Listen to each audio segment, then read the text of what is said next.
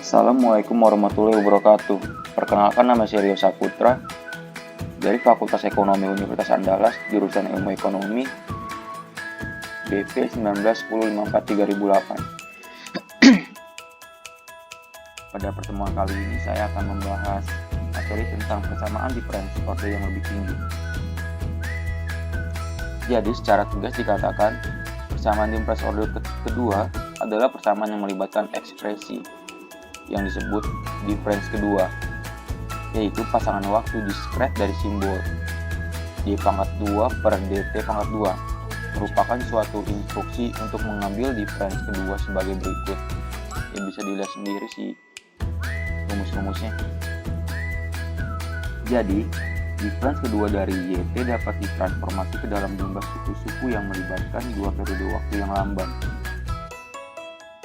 Karena ekspresi seperti delta pangkat 2 dikali YT dan delta dikali YT cukup sulit untuk dipakai, kita akan mendefinisikan kembali persamaan difference order kedua sebagai persamaan yang melibatkan dua periode waktu yang lamban dalam variabel. Demikian juga persamaan difference order ketiga adalah suatu persamaan yang melibatkan tiga periode waktu yang lamban dan seterusnya. Selanjutnya, persamaan difference linear order kedua dengan koefisien konstan dan suku konstanta. Suatu variasi dari persamaan difference order kedua yang sederhana berbentuk YT tambah 2 ditambah A1 dikali Y1 ditambah A1 tambah A2 kali YT sama dengan C. Anda akan mengenali persamaan ini sebagai linear, non-homogen, dan dengan koefisien konstanta dalam kurung A1 dan A2 serta suku konstanta C.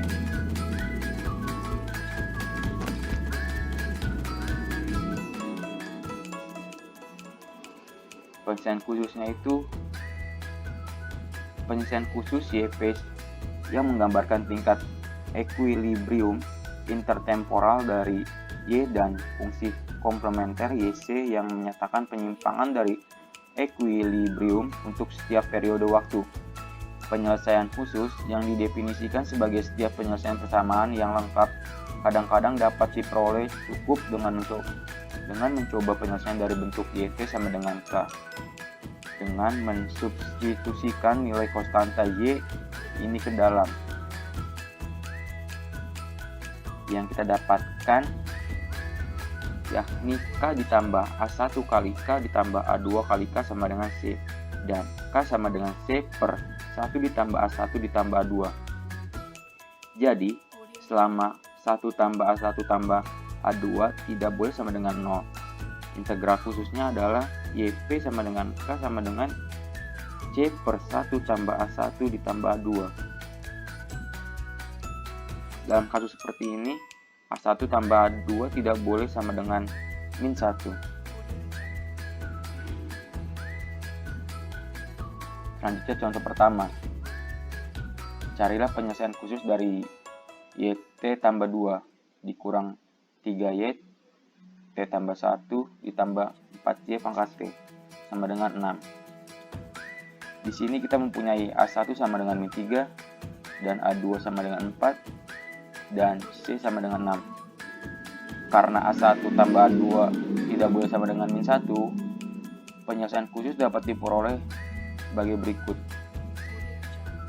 YP sama dengan 6 per 1 min 3 ditambah 4 sama dengan 3. Dalam kasus A1 tambah A2 sama dengan min 1, penyelesaian percobaan YT sama dengan K akan gagal dan kita harus mencoba YT sama dengan KT dengan mensubstitusikan yang terakhir ini ke dalam, dan mengingat bahwa sekarang kita mempunyai YT tambah 1 sama dengan K dalam kurung T tambah 1 dan Y pangkat T tambah 2 sama dengan K dikali T tambah 2. Kita peroleh K dalam kurung T tambah 2 ditambah A1 kali K dalam kurung T tambah 1 dan ditambah A2 kali K kali T sama dengan C. Menjadi K sama dengan C per 1 ditambah A1 tambah A2 dikali T ditambah A1 tambah A2 sama dengan C dibagi A1 tambah A2. Jadi kita dapat menuliskan penyelesaian khusus sebagai YP sama dengan KT sama dengan C per A1 tambah 2 dikali T. Dalam kasus ini A1 tambah A2 sama dengan min 1 atau A1 tidak boleh sama dengan min 2.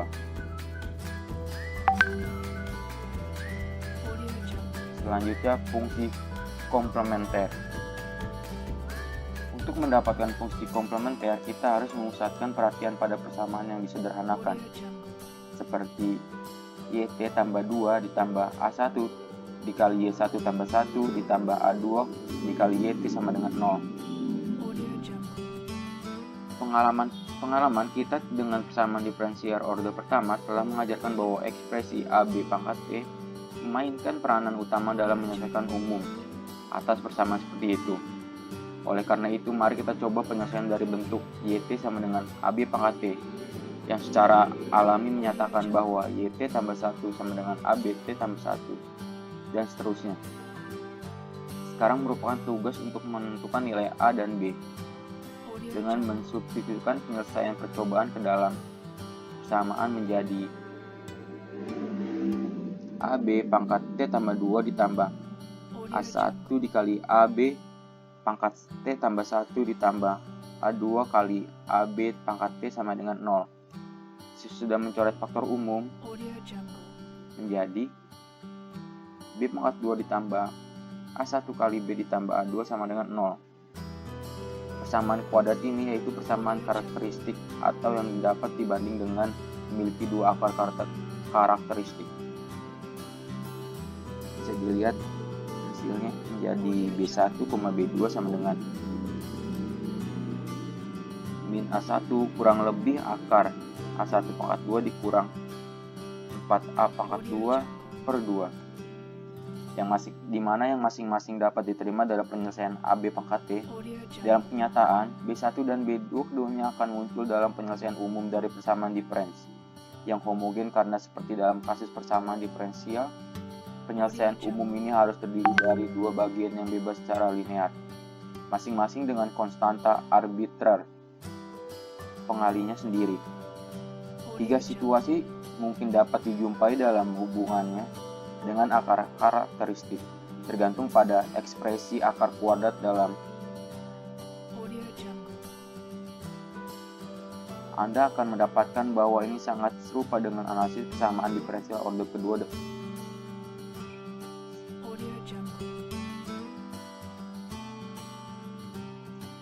Selanjutnya ada konvergensi jalur waktu. Seperti dalam kasus persamaan diferensial order pertama, konvergensi jalur waktu hanya tergantung pada apakah YC cenderung ke arah 0 bila T ditambah tak hingga. Oleh karena itu, apa yang kita pelajari tentang berbagai konfigurasi ekspresi B pangkat T dalam gambar sebelumnya masih dapat digunakan meskipun dalam konteks yang sekarang kita harus mempertimbangkan dua akar karakteristik dan bukan satu. Pertama, tinjaulah kasus akar real yang berbeda. Seperti B1 tidak boleh sama dengan B2 jika B1 lebih besar sama dengan 1 dan B2 lebih besar sama dengan 1, maka kedua suku komponen dalam fungsi komplementer min A1 dikali B1 pangkat T dan A2 kali B2 pangkat T akan menjadi eksplosif, dan dengan demikian YC harus divergen.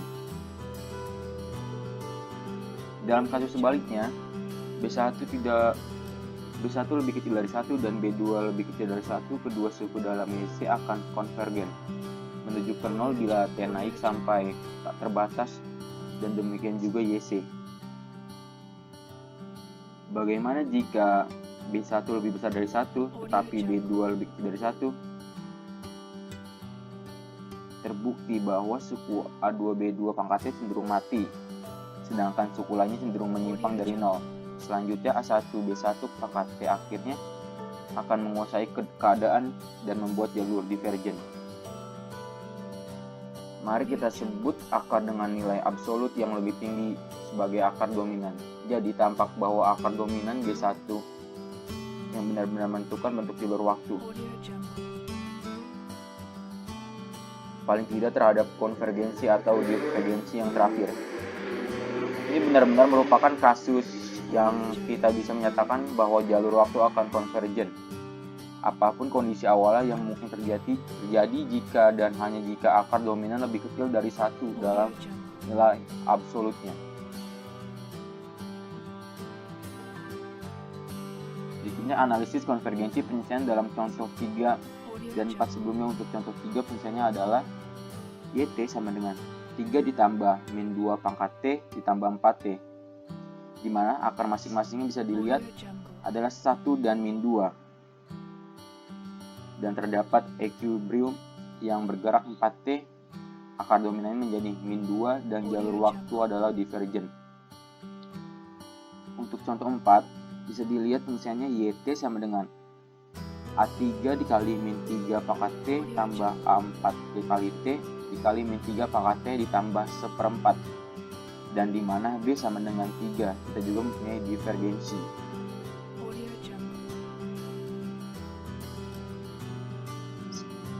Selanjutnya, kita tinjau kasus akar kompleks.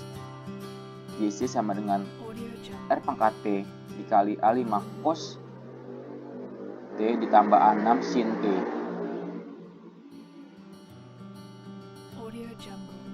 Sini jelas bahwa ekspresi dalam tanda kurung seperti yang ada dalam gambar sebelumnya akan menghasilkan pola fluktuasi yang bersifat periodik. Akan tetapi, karena variabel T hanya dapat berupa bilangan bulat, 0, 1, 2, dan seterusnya dalam konteks yang sekarang, maka kita hanya akan mengambil dan menggunakan subhimpunan dari titik-titik pada grafik fungsi sirkuler. Nilai Y pada setiap titik semacam itu akan selalu berlaku untuk seluruh periode, sampai titik yang relevan selanjutnya tercapai. Seperti diilustrasikan dalam gambar sebelumnya, jalur yang dihasilkan bukan merupakan jenis osilator yang biasanya tidak berganti-ganti antara nilai di atas dan di bawah YP dalam. Ya, bisa dilihat sendiri grafiknya di sini.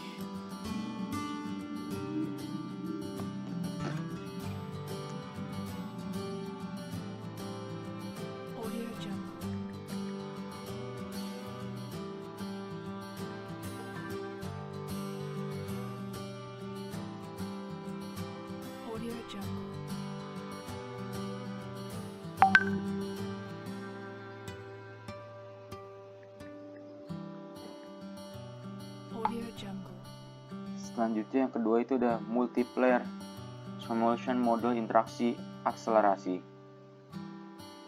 Kerangka kerja, misalkan bahwa pendapatan nasional YT dibentuk dari 3 komponen: aliran pengeluaran, konsumsi CT, sama dengan investasi yang IT itu, dan pengeluaran pemerintah GT. Konsumsi digambarkan bukan sebagai fungsi dari pendapatan saat ini, tetapi pendapatan periode sebelumnya, di mana YT kurang 1 untuk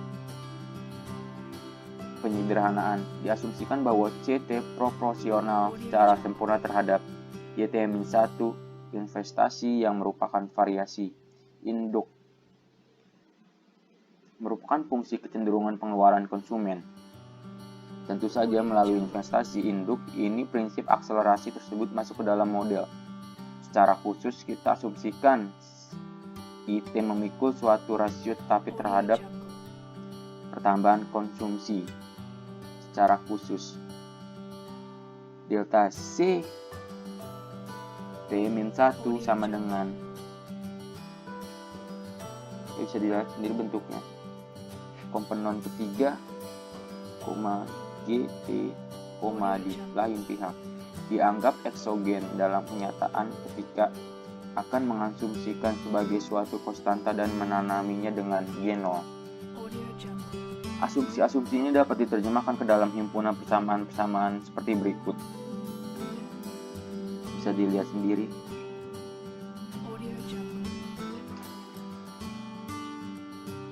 Di mana gamma menunjukkan kecenderungan konsumsi marginal dan alfa menunjukkan akselerator atau pendekatan dari koefisien akselerasi.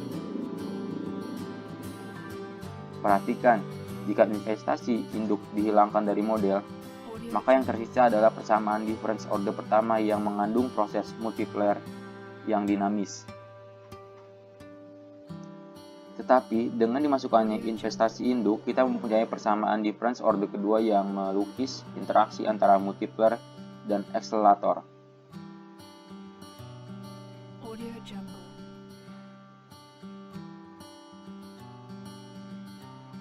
Berdasarkan persamaan yang tadi, maka kita dapat hasil seperti berikut. Dengan mensubstitusikan ini dan persamaan CT ke dalam persamaan pertama pada gambar sebelumnya dan mengatur kembali, model ini dapat disederhanakan menjadi persamaan tunggal. Bisa dilihat sendiri persamaannya. Atau secara equivalent, atau setelah memindahkan subskrip ke depan dengan dua periode, menjadi seperti berikut. Karena ini merupakan suatu persamaan difference linear order kedua dengan koefisien konstanta dan suku konstanta. Persamaan tersebut dapat diselesaikan dengan metode yang baru saja dipelajari. Maka dapat kita selesaikan dengan cara YP sama dengan G0 per 1 min gamma dikali 1 tambah alfa ditambah alfa kali gamma menjadi G0 per 1 min gamma.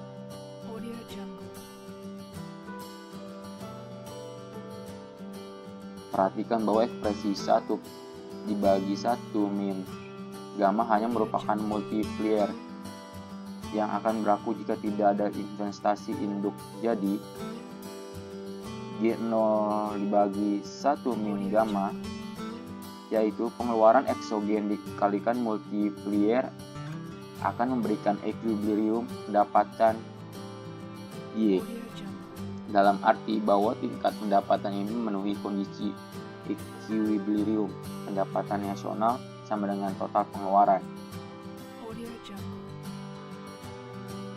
Tetapi dengan adanya penyelesaian khusus dari model tersebut, kita juga memberikan equilibrium intertemporal pendapatan Y. Selanjutnya ada konvergensi versus divergensi. Bisa dilihat sendiri persamaannya. B kuadrat dikurang gamma dikali 1 tambah alfa dikali beta ditambah alfa dikali gamma sama dengan 0, yang menghasilkan 2 akar menjadi B1, B2 sama dengan alfa dikali 1 ditambah gamma. Mohon maaf, saya ulang kembali. B1, B2 sama dengan gamma dikali 1 tambah alfa kurang lebih akar gamma pangkat 2 dikali 1 tambah alfa pangkat 2 dikurang 4 dikali alfa dan dikali gamma dibagi 2. Karena pernyataan tentang konvergensi versus divergensi tergantung pada nilai B1 dan B2, maka pada gilirannya tergantung pada nilai parameter alfa dan gamma. Maka kondisinya bisa dilihat seperti berikut.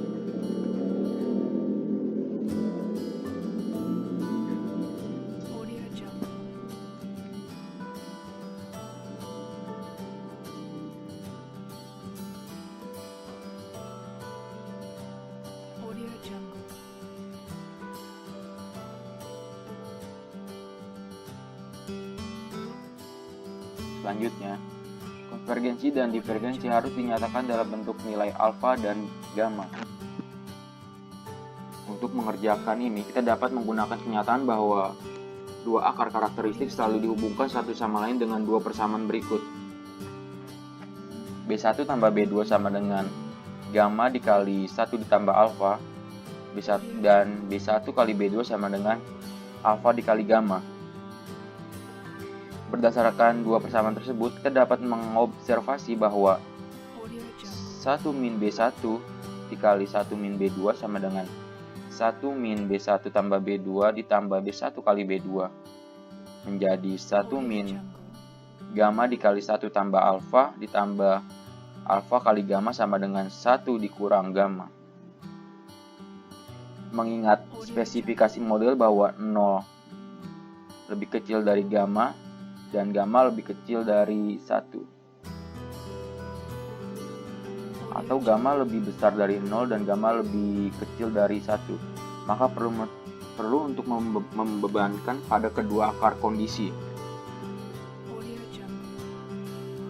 0 lebih kecil dari 1 min B1 dikali 1 min B2 dan 1 lebih besar dari 1 min B1 dikali 1 min B2.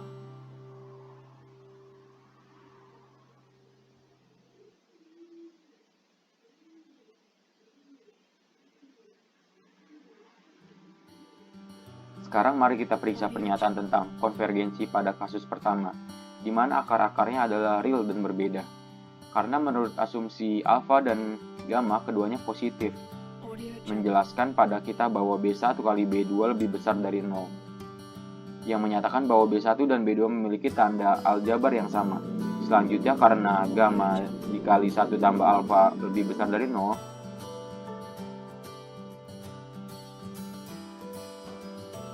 maka persamaan 18.15 aksen menunjukkan bahwa B1 dan B2 keduanya harus positif. Jadi, jalur waktu YT tidak dapat berosilasi pada kasus pertama, meskipun tanda B1 dan B2 sekarang diketahui. Sebenarnya pada kasus pertama terdapat 5 kombinasi nilai B1 dan B2 yang mungkin masing-masing dengan implikasinya sendiri terhadap nilai yang berpadanan untuk alfa dan beta. Bisa dilihat sendiri persamaannya.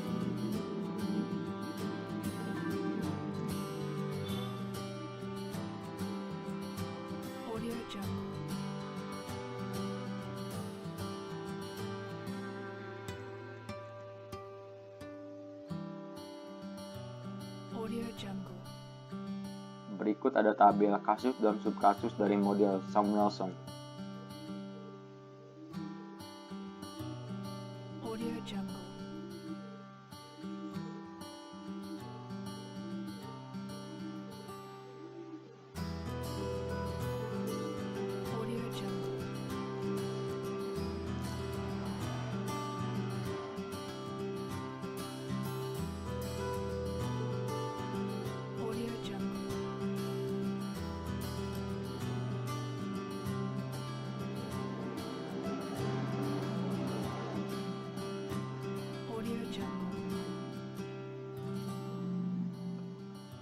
Dan selanjutnya ada inflasi dan pengangguran dalam waktu diskret.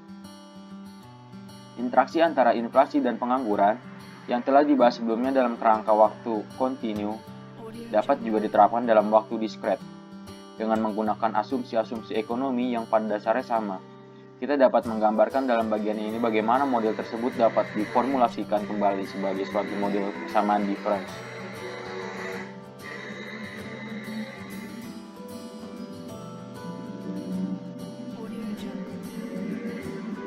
Ini terdapat 3 variabel endogen. Yang pertama ada P atau tingkat inflasi aktual, kedua itu ada V atau tingkat inflasi yang diharapkan, dan yang terakhir itu ada U atau tingkat pengangguran. Sebanyak 6 parameter timbul dalam model, yang diantaranya adalah parameter M menjadi tingkat pertumbuhan uang nominal atau tingkat ekspansi moneter yang berbeda dari yang lainnya, di mana besarnya dibentuk sebagai suatu keputusan kebijakan. Bila dimasukkan ke dalam bentuk analisis periode, hubungan Phillips menjadi seperti berikut. Bisa dilihat sendiri, PT sama dengan alfa kurang T besar dikurang beta dikali U pangkat T ditambah G dikali VT. Begitupun selanjutnya.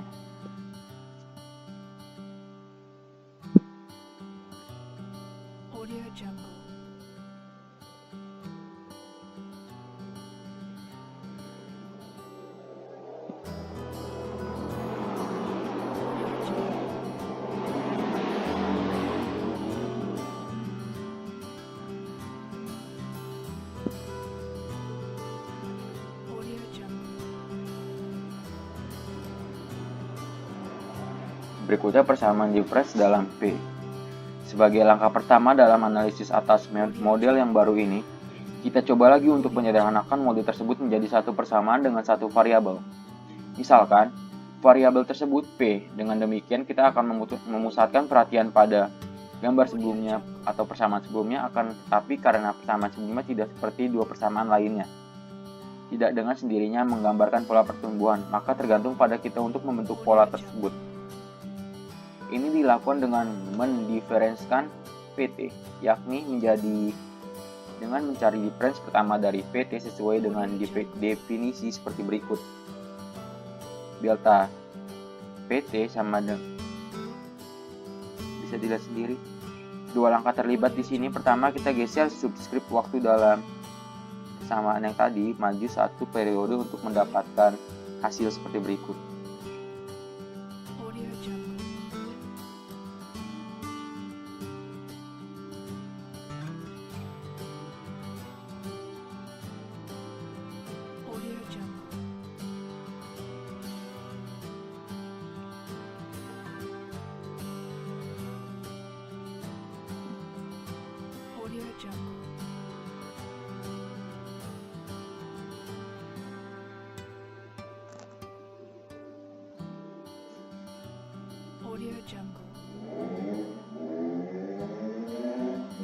Kemudian kita kurangkan persamaan yang tadi untuk mendapatkan difference pertama dari PT yang memberikan pola perubahan yang dikehendaki seperti PT ditambah 1 dikurang PT sama dengan min beta dikali UT pangkat U pangkat T tambah 1 dikurang U pangkat T ditambah G dikali V tambah V pangkat T ditambah 1 dikurang V pangkat T. Bisa dilihat sendiri hasilnya menjadi beta dikali K sama dengan M dikurang P pangkat T tambah 1 ditambah G dikali J dikali P pangkat T dikurang V pangkat T.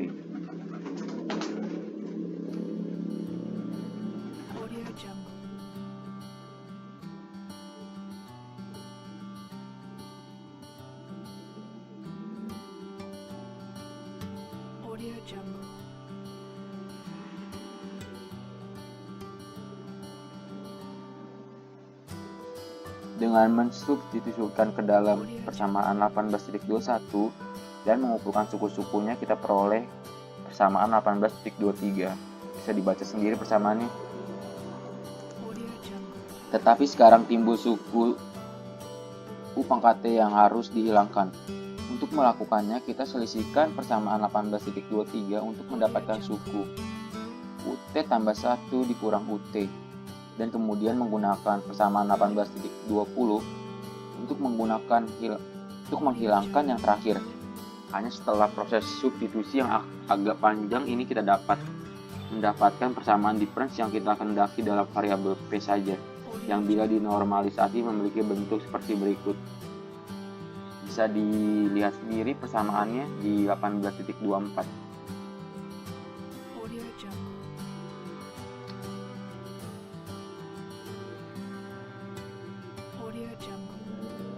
Selanjutnya jalur waktu atau P.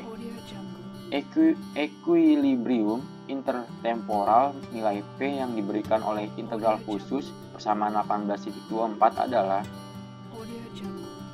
seperti berikut. Bisa dibaca sendiri persamaannya di 18.2. Oleh karena itu, seperti dalam model waktu kontinu, equilibrium tingkat inflasi tepat sama dengan tingkat ekspansi moneter seperti pada fungsi komplementer. Di sini dapat ditimbul baik akar-akar real yang berbeda di kasus pertama ataupun akar real yang berulang di kasus kedua, atau akar kompleks di kasus ketiga tergantung pada besaran relatif dari A1 pangkat 2 dan 4A pangkat 2 dalam model yang sekarang. Bisa dibaca sendiri model-modelnya di 18.2.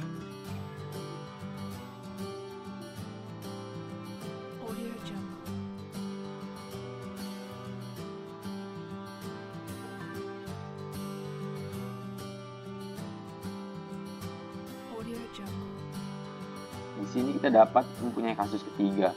Akan tetapi, mengingat jumlah parameter yang lebih besar dalam model sekarang, Tidaklah mungkin untuk membentuk grafik klasifikatory seperti gambar 18.2 dan La model Samuelson.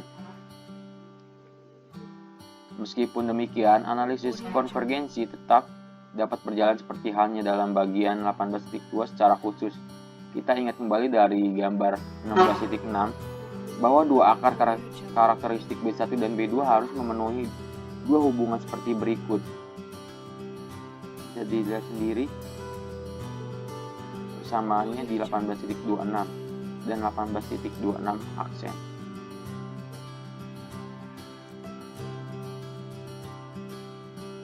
Sekian materi dari saya, kurang lebihnya mohon maaf. Wassalamualaikum warahmatullahi wabarakatuh.